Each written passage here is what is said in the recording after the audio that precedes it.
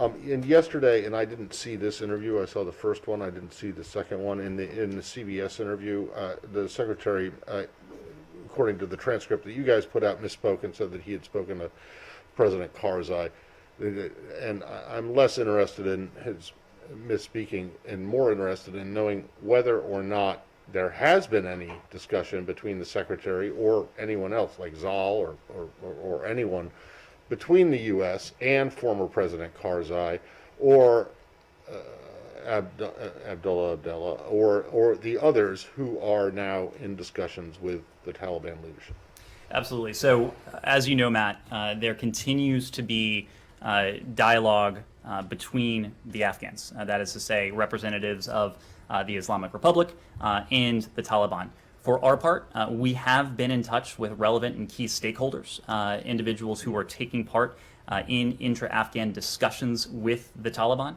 We're not in a position to read those calls out. This has been primarily on the part of our team in Doha, our team on the ground in Afghanistan, to make sure that we have a regular line in to those Afghan stakeholders. So the secretary has not been in touch with. No. Thank you. So how are the talks going? Do you have a line into them? So those talks. So throughout this process, even when it was taking place in Doha, this was a process that the United States, together with our international partners, that we were supporting. We were never part of the intra-Afghan dialogue, never part of the intra-Afghan negotiations. We were facilitating them, we were supporting them, we were providing what the Afghans may have needed to potentially make progress. But we were not formally part of that dialogue and those negotiations for a simple reason, because both the United States and our international partners concluded that any political outcome needed to be Afghan-owned and Afghan-led. That remains the case today. So yes, we are absolutely in contact with the Taliban through political channels, through diplomatic channels, military channels as well.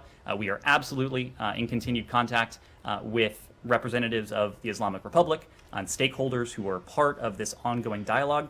And what we're doing now is doing all we can to encourage a peaceful and orderly transition to an inclusive government with broad support. This is what we have been focused on in terms of how we are working with the parties, what we are communicating with the parties, what we're conveying to them. But just as importantly, this has been the message that representatives of the Islamic Republic, that Taliban officials have heard from the international community, whether it was from NATO, whether it was from the G7, whether it was from the 113 countries that came together at our organization about a week ago today to press for this very outcome. So I'm going to leave it to them to speak to how that dialogue is going. But I can tell you, for our part, we've continued to be in close contact to urge an outcome that entails a peaceful and orderly transition to an inclusive government with broad support. Andrea.